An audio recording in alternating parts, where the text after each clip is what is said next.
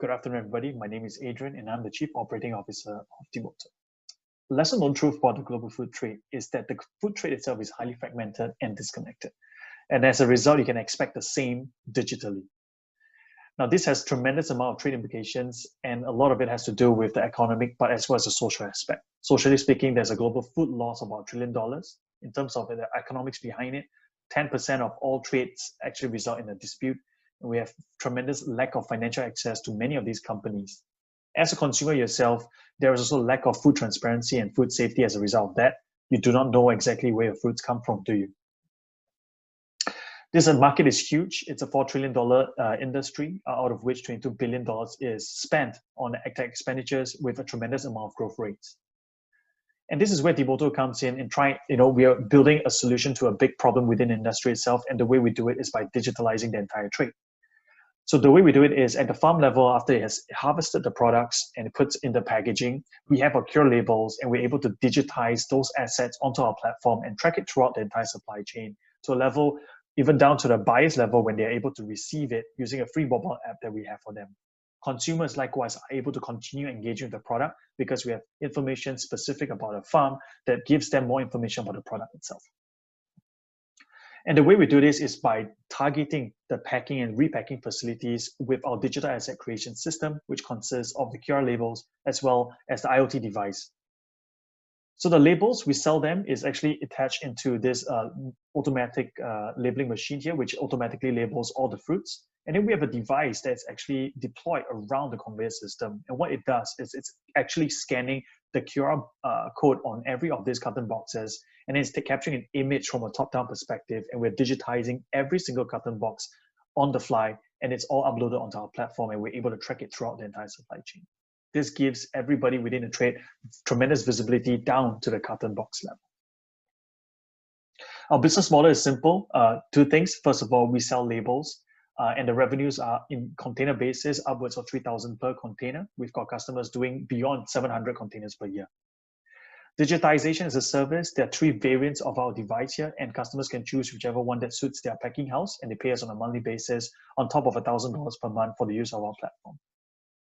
With this business model, we've been able to implement in 7 countries. We've got 9 customers currently, with 45 in the pipeline, touching across many different types of fruits.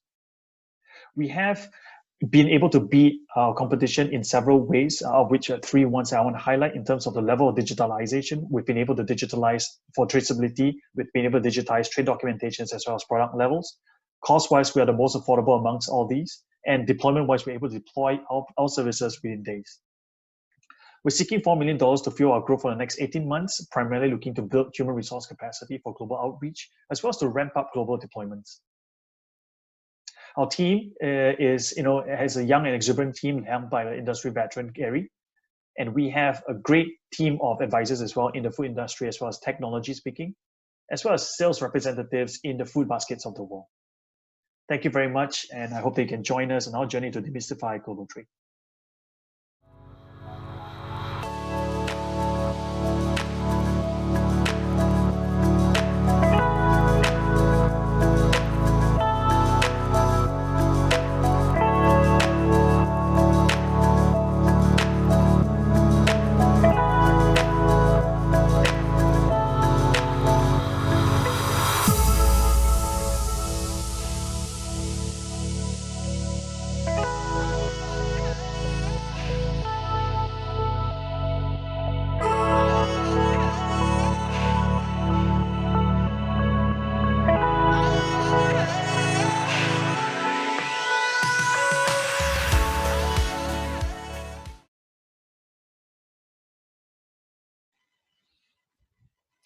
In many parts of the world, smallholder farmers are facing difficulties in securing a sustainable livelihood from farming. It is high risk, a lot depends on the mercy of Mother Nature. Most farmers have no access to working capital and usually resort to high interest informal loans to meet their financing needs. COVID-19 may compound the problem, as rural population may increase along with the rise in urban unemployment. If 80% of our global food supply are dependent on smallholder farmers, then we may be entering into a serious global food security crisis. The farmers may not necessarily be poor. They may own livestock, such as a cattle, that has inherent financial value. but they lack the ability to unlock this value for liquidity. We call this problem the dead capital. Our solution FarmTrack is designed to unlock the dead capital in the animal for the farmers to use as collateral for loans. FarmTrack uses RFID and the smartphone to register this ownership information on the blockchain. This information is then used by the financial institutions in offering livestock insurance and loans to the farmers. We derive our revenue from the financial institutions in the form of customer referral and data access fees. Using this model, FarmTrack has the potential to unlock liquidity from more than $100 billion worth of livestock assets in the world. We've successfully completed our first pilot in Myanmar in 2018. Last year, we started our pilot in Rwanda. This year, we are entering into the India market in partnership with the Indian state government as well as the United Nations. The FarmTrack model has helped us win several awards. We were the winner of the Singapore Entrepreneur of the Year in 2018, the Singapore FinTech Festival Award in 2019, as well as the Dubai Expo 2020 Award in March this year. FarmTrack is designed to cut across the financial and agriculture ecosystem in addressing financial inclusion. This is different from most solutions in the world, which are designed to solve problems in silos. Most fintech solutions are designed for traditional financing and insurance. Most agri-tech solutions are designed for commercial farmers and not for financial applications. InfoCorp is made up of an international team of professionals that is spread across 6 countries: Singapore, Vietnam, India, Myanmar, Rwanda, and Argentina. We are asking for 1.5 million Sing dollars to start our operations in India. The investment will come into the form of a standard care instrument with a 30% discount to Series A shares. The maturity date is end of 2021 with a maturity cap of 5 million Sing dollars. We've come to the end of our presentation, and I hope that you will join us in this exciting opportunity in solving one of mankind's oldest problems. Thank you.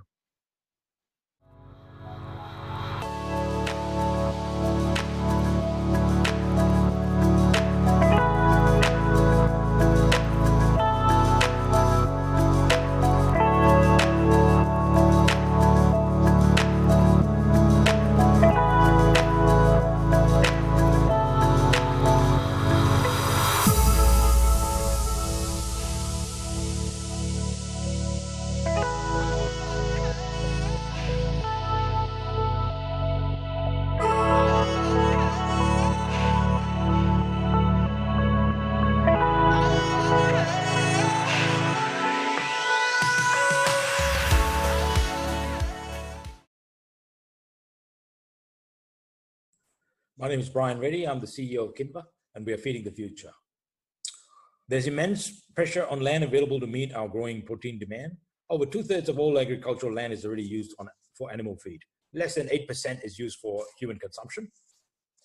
Over 25 billion tons of fertile soil is lost every year due to overgrazing, deforestation, and agricultural activities. This is a picture of what used to be fertile agricultural land in India, major food bowl in Asia.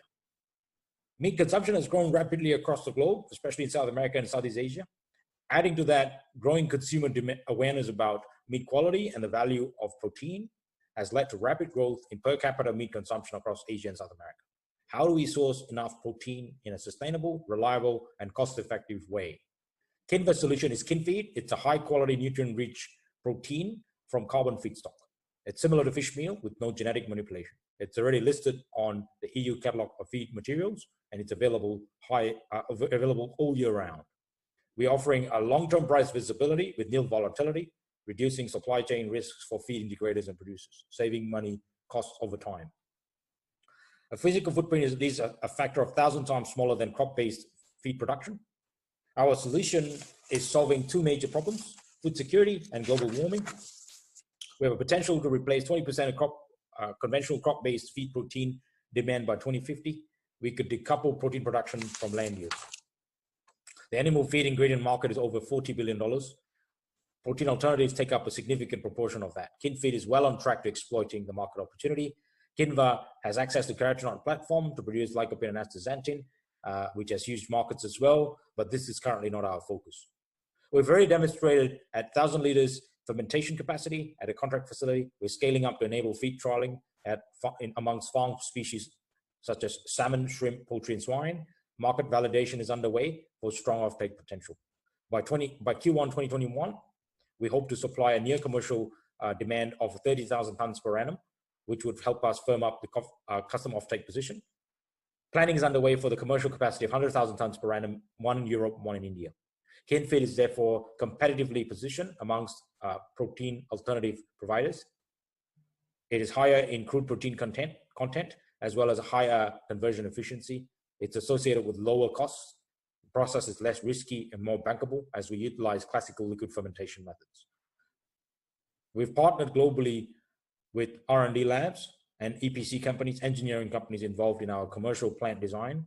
We've also been engaged with potential tier one off-takers who are feed integrators across global markets. The founding team consists of myself, Brian Reddy, and Monica.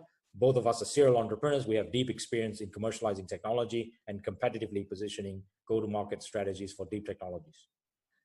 Our multidisciplinary team has over 100 years collective experience in industrial biotechnology and sustainability. We're on track to raising our Series A, a minimum of $3 million, to scale up to more than 50,000 kiloliters in fermentation capacity to meet a near commercial demand of 30,000 tons per annum within 2 years.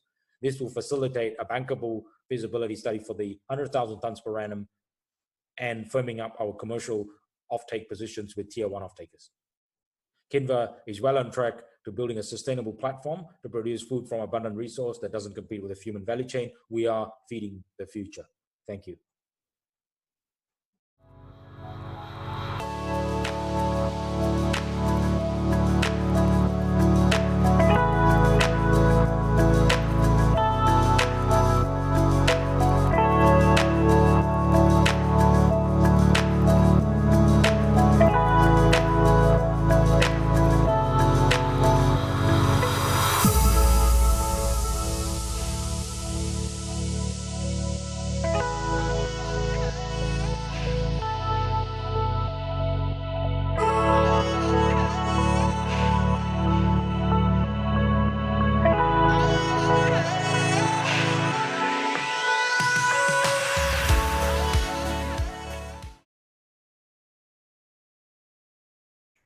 Hi, I'm Siddharth from Polybee.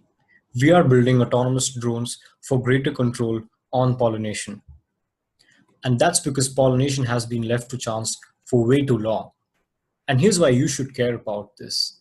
The odds for pollination of an avocado flower are 300 in 1 million.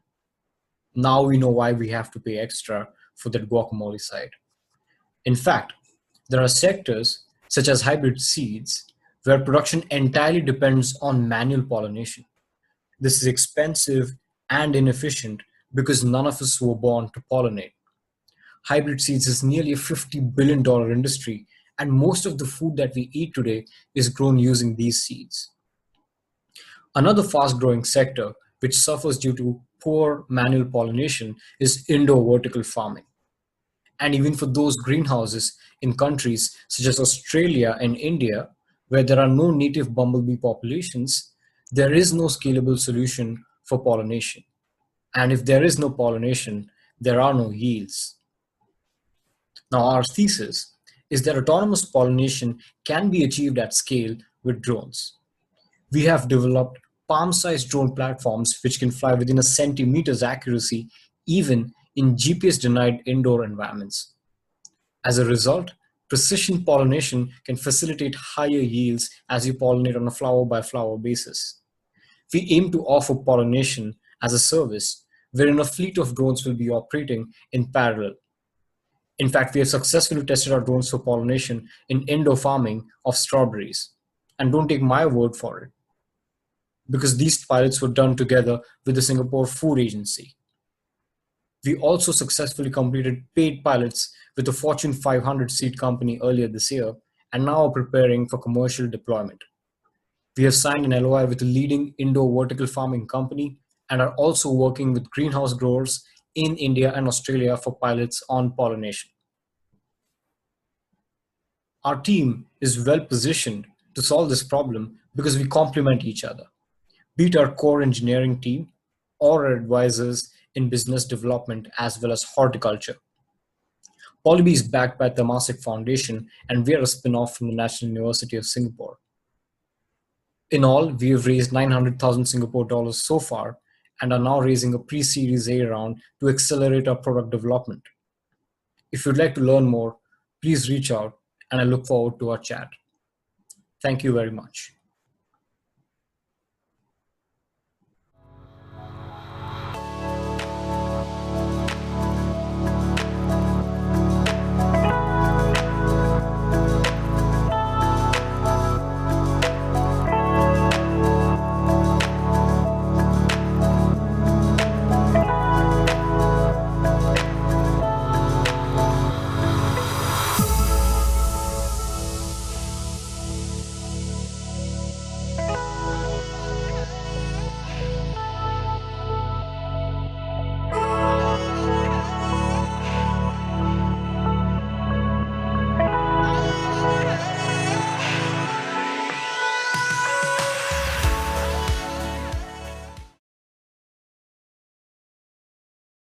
Hi everyone, here's Zheng Jie from Singgrow. Singgrow is an agri-tech startup, and today I'm very glad to share with you the story of our strawberries. So I guess most of you don't know that there are actually two types of strawberry in the market, the ever-bearing strawberries and the seasonal bearing one. The ever-bearing strawberry are much easier to grow and widely grown in US, Australia, and Europe, but genetically it has a sour taste. While the more premium seasonal bearing ones are usually from Japan, South Korea, and China. Although they are much sweeter, but it's much harder to grow and its production is highly seasonal. So what if I tell you that we have a solution to grow seasonal bearing strawberry all year round with very affordable price? So yes, we have such solution. First of all, we develop our own strawberry varieties. Both our white and red strawberries are well adapted to Singapore's humid weather. Secondly, we have a faster cultivation protocol. Using this protocol, we're able to produce strawberries within 3 months with very minimal air conditioning usage even in Singapore. For comparison, such process usually take at least 5 months in a conventional strawberry farm. Thirdly, we have an innovative system. This vertical strawberry hydroponic system make it much easier for daily plant caring, pollination, and harvesting. So using the total solution, we're able to bring ruby and crystal strawberry to a Singapore market, and our produce are outperformed in terms of the taste profile as well as the selling price.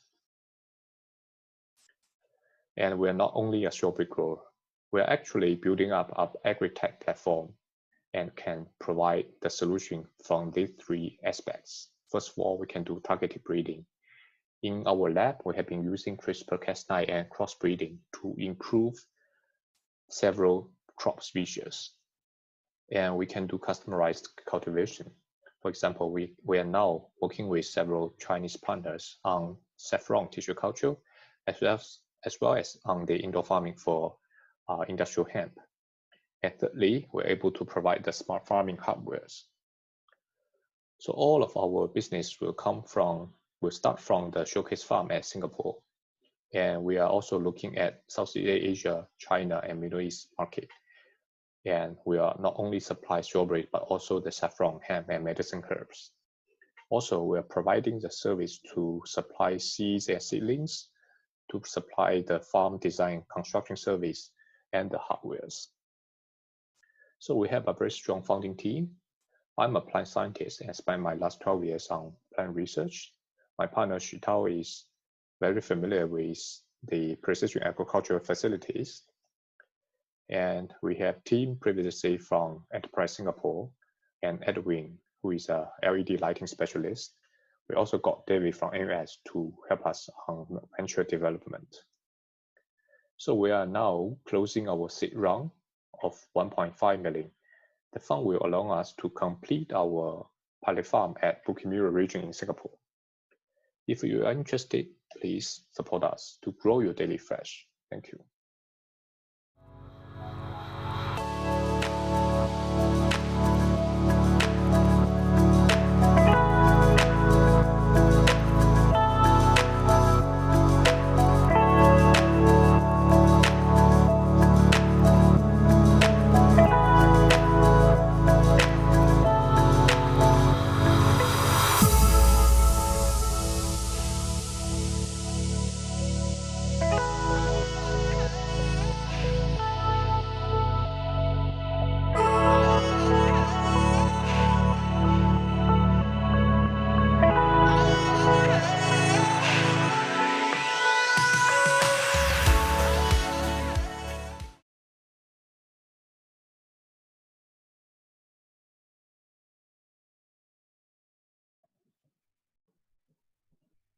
Hi, good afternoon. I'm Florence, co-founder of Cosmo Health, a company incorporated with the mission to expand access to health from nature as a business enabler.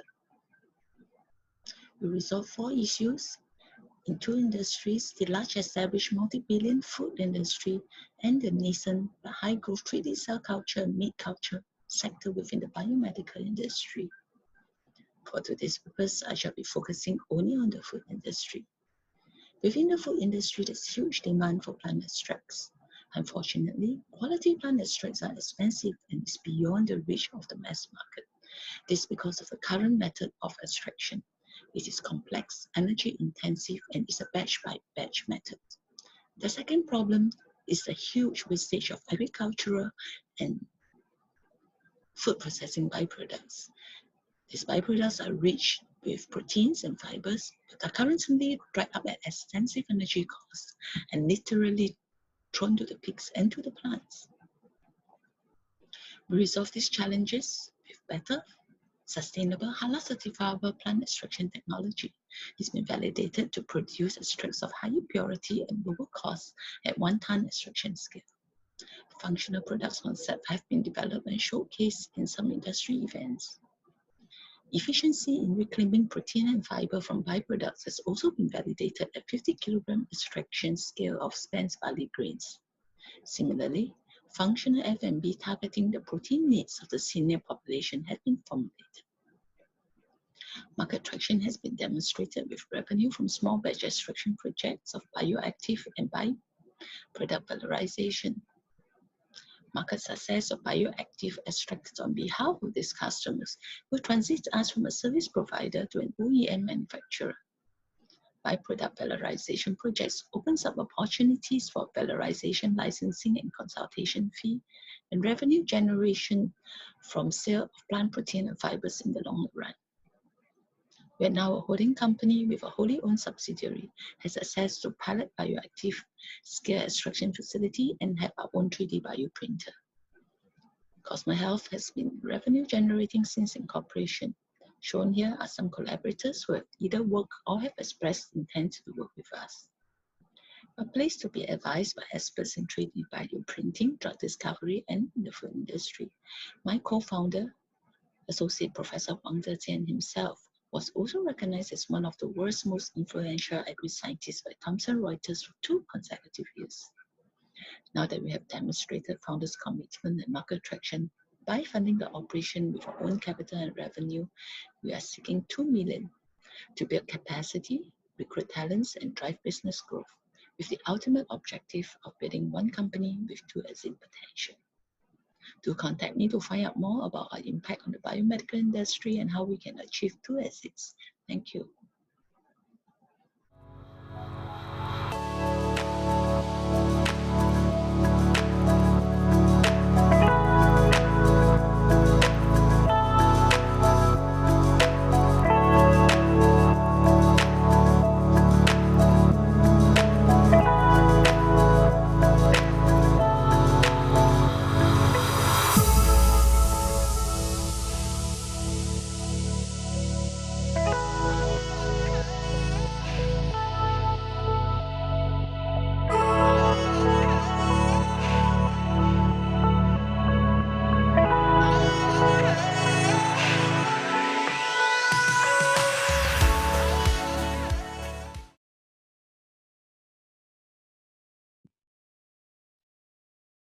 Good morning, everybody. My name is Yiru. I'm the founder of Gentle Foods.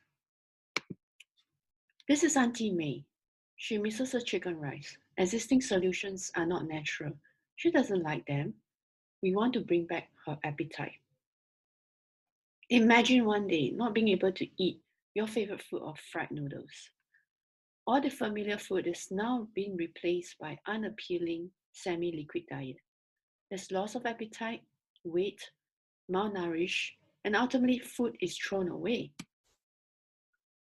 So, who is affected by these swallowing difficulties? 68% of the elderly residents with dementia are residing in nursing homes. 65% of them who have had a stroke. Our vision is to make people with swallowing difficulties feel hungry again. There are not many solutions and company out there. We offer foods that are consistent in texture, convenient with ease in preparation, and using natural ingredients. We want to bring back Auntie May's appetite by the visual appearance, forming this food into molds. Infusing foods with local flavors like chicken rice, fish rendang, satay sauce to stimulate familiar taste and smell. We want to use ingredients that are providing good nutrition needs. Currently in Asia, there are 700 million people who are above 60 years old. And in the next 10 years, we have 900,000 of such people above 60 years old in Singapore. If there are 1,800 patients a day paying $10 a day for a meal, you're looking at 360,000 per month in sales revenue. Currently, we have already established our food manufacturing capabilities with NTUC manufacturing site. Together with them, we'll go into food services, hospitals, and nursing home, providing such puree diet. In the next 1 year to 3 years, we are looking at strengthening our e-commerce platform to reach out to the customers and partners that can bring our solution to the patients at home. We're also looking at ways to monetize downstream by setting up central kitchen in Asia. These are our partners and customers right now. So we're seeking for 500,000 seeding fund at a pre-valuation of 1.5 million, which we think will close the investment. And we're also looking for strategic and investors partnership for distribution and future expansion to grow the footprint in providing nutritious food for elderly and patients. This is our team, my partner, my co-founder, Jeannie Ong. Evelyn Khoo is our speech and therapies and business development manager. Our advisors coming from food industry, nutrition food, and healthcare. Thank you very much, and I welcome questions.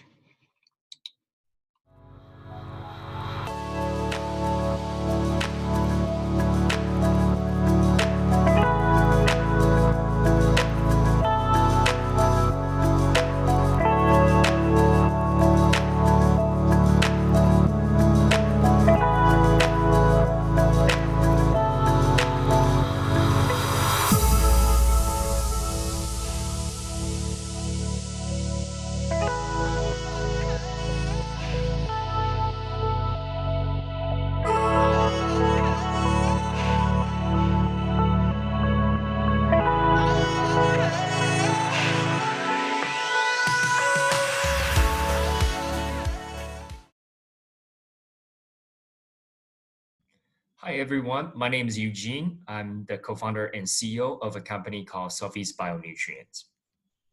I started this journey because my daughter Sophie is allergic to seafood. We're also trying to address a few issues facing the world today, namely food security, supply chain disruption, and how can we feed so many people in the future. The conventional way of food production needs a lot of space, and that's why it is so hard to do near the big city, and you ended up needing a lot of logistics just to ship it close to the market. And on top of that, you also need a lot of labor, a lot of people to process the foods. That's why we're proposing a revolutionary new strategy, one that can use microalgae to grow all the nutrients in a bioreactor. By doing so, we can cut down the resources needed, we can cut down the manpower, and because it is so condensed in terms of space profile, you can do it in any big city, right in the heart of any big city. After going through more than 800 different strains of microalgae, we finally found a strain of microalgae that can do this job. We call it sustainable urban protein. So why fermentation? As you can see here, using fermentation, you don't need sunlight, space is reduced, contamination can be controlled. And because of that, growing a ton of our protein just need that little tiny dot right there. Did you see it? Nope. Now you see it. That's only about 0.02 hectares of space. And also, microalgae grows really fast. And so because of the fast pace, We also need very little water and other resources. And don't forget, using microalgae in the process, we don't need any of these in our growing process. Really healthy to the environment and human bodies. So compared to a lot of our other microalgae protein flour available in the market, the purity of our protein flour is high enough that we can make anything from plant milk to plant meat.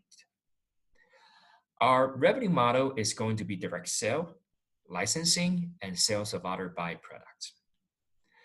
Some of the milestones that we have achieved in the past, we got numerous awards in the past, and we also won 1.25 million Singapore dollars from Temasek Foundation and Enterprise Singapore. Some of the media coverage, this is the ask, 5 million US dollars. A lot of it is going to be spent on the facility and equipment. Other than myself, we got Kirin and Barnabas in the team, and the team of advisors from a lot of the universities in Singapore and US. Thank you very much. Looking forward to hearing from you soon. Thank you.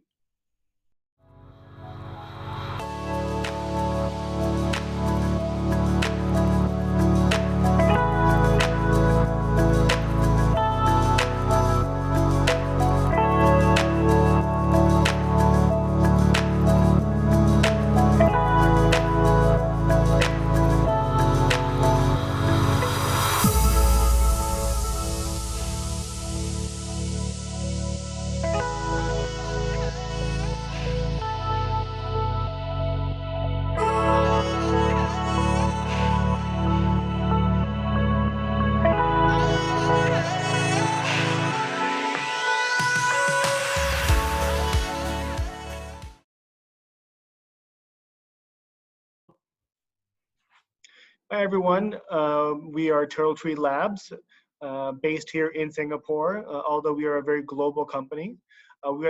We are a biotech company, the first in the world that's able to use cells to be able to create real milk.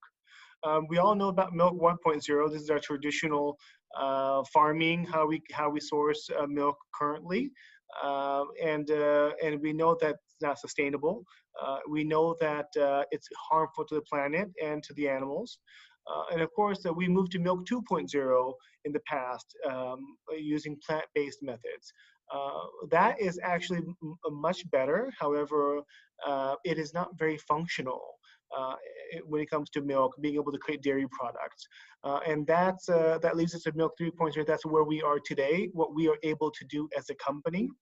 And using our technology, we can actually make real milk with its full functionality and are able to do this very sustainable. So the exciting thing about this is our technology allows us to be able to create all mammalian milk. Now this is tremendous for not just the dairy market, which is over $700 billion, but also the infant formula industry, which is about $45 billion. If you can imagine having the technology of being able to create real human breast milk and all the components that are inside of it that are so valuable, and the same goes with bovine and many other mammals as well. Our go-to-market strategy is very B2B focused, and we are working with three main segments of the entire infant dairy industry. First is the consumer brands like Mead Johnson, like Nestle. Second would be the dairy producers like Fonterra and Mueller. And third are the equipment manufacturers like Tetra Pak and Gia. And we work on a very license and royalty-based model. Our key milestones so far, the company was started early last year. Q2 last year, we worked with Wilson Sonsini. They're the largest IP firm in the world, and we filed our provisional patents. They are the same IP firms who are supporting Impossible and Geltor. Q3 last year, we started our partnership with A-Star, and we made our first public appearance on Tech in Asia and Today Online. We are very fortunate Q4 to have raised our pre-seed funding from some of the world's largest food tech investors. We also won the HSBC Sustainability Grant. Q1 this year, we have fully structured 6 core teams, and recently we started our customer engagements.